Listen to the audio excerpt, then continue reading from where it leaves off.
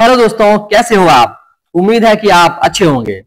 आजकल ये न्यूज बहुत वायरल हो रही है कि सोनू सूद ने 2012 में मुंबई में एक अपार्टमेंट 5 करोड़ का खरीदा था और अब 2025 में उन्होंने उसे लगभग 8 करोड़ का बेच दिया है। यानी मोटा मोटी उन्हें 3 करोड़ रुपए का फायदा हुआ है।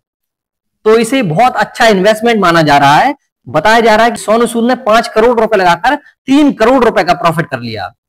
लेकिन आपकी जानकारी के लिए बता दूं, ये 13 साल में हुआ प्रॉफिट है। अगर आप इसका एनुअली रिटर्न निकालें यानी CAGR, तो सिर्फ 3.5% निकल के आएगा।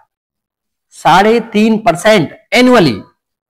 तो क्या ये इन्वेस्टमेंट सही है? 3.5%? अरे आज एक सिंपल से बैंक का FD रेट भी 7 से 8% चल रहा है।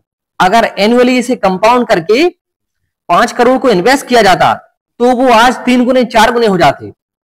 सिर्फ 3 करोड़ का प्रॉफिट हुआ है तो इसे हम एक अच्छा इन्वेस्टमेंट नहीं मान सकते, क्योंकि यह 13 साल के बाद हुआ है। 5 करोड़ रुपए लगाकर 13 साल में 3 करोड़ रुपए कमाना कोई समझदारी नहीं है।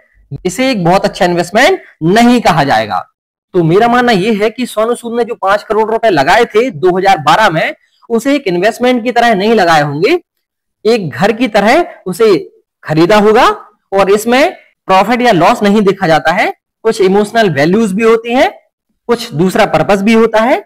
इस कारण से उन्होंने यह अपार्टमेंट खरीदा होगा, क्योंकि इन्वेस्टमेंट के हिसाब से तो आप खुद जानते होंगे 5 से 6% तो महंगाई ही बढ़ जाती है। और इस इन्वेस्टमेंट में सिर्फ 3.5% का CAGR निकल के आ रहा है। तो इसे हम अच्छा इन्वेस्टमेंट तो बोल ही नहीं सकते। ठीक है, आप सोशल मीडिया की बातों में ना आए। 13 साल में 5 करोड़ पर 3 करोड़ रुपए कमाना कहीं की समझदारी नहीं है।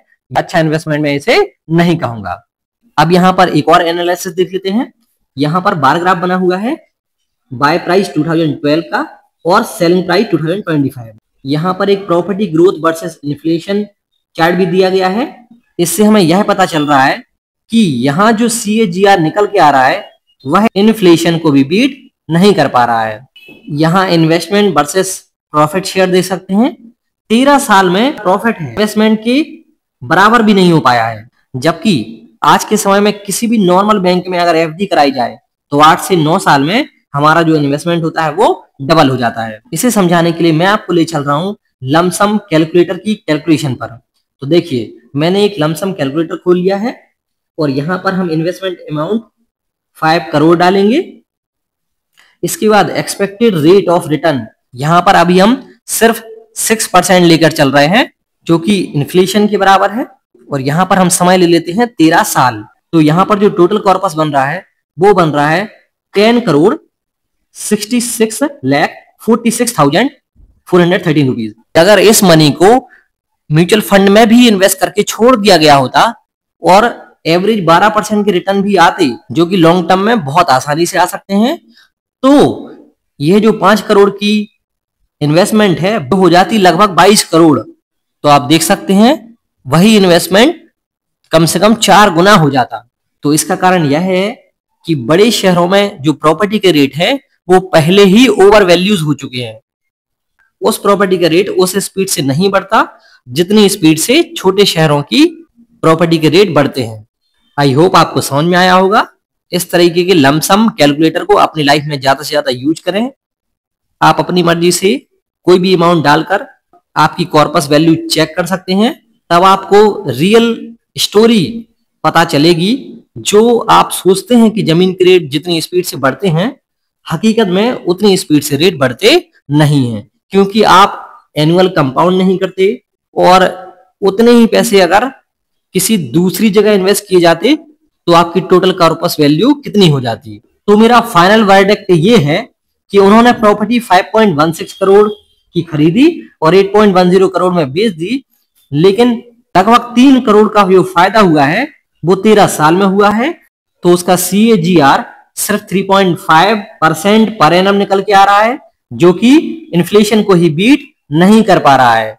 इसलिए हम इसे एक अच्छा इन्वेस्टमेंट नहीं कह पाएंगे, क्योंकि 13 साल में तो कोई नॉर्मल बैंक FD भी इससे कहीं ज्यादा रिटर्न दे देता। हाँ, तो अब हम एनुअल रिटर्न यानी CAGR की बात करें तो इस केस में इनिशियल वैल्यू 5.16 करोड़ है और फाइनल वैल्यू 8.10 करोड़ है और समय है यहाँ पर 13 साल। तो CAGR की जो वैल्यू निकल के आती है वो आती है 3.49% पर एनम, यानी सिर्फ 3.5% से हर साल इस प्रॉपर्टी के रेट बढ़े हुए हैं। अगर हम इसका रियल या नेट रिटर्न निकालें तो वो इससे भी कम आएगा, क्योंकि ट्रांजेक्शन कॉस्ट भी होती है, मेंटेनेंस भी होता है, रिनोवेशन भी होता है, प्रॉपर्टी टैक्स भी देने होते हैं। अगर ये पैसे कहीं और लगाते तो हमें उससे कुछ और रिटर्न मिलता, इसे हम कहते हैं अपॉर्चुनिटी कॉस्ट, तो हमको वही भी नहीं मिला। और फिर बात करते हैं इन्फ्लेशन की। हम जानते हैं कि इन्फ्लेशन 5 से 6% चल रहा है और CAGR आया है सिर्फ 3.5%, और इसके बाद हमें कैपिटल गेन टैक्स भी कंसिडर करना होगा। यानी ओवरऑल देखा जाए तो हमें लॉस ही हुआ है।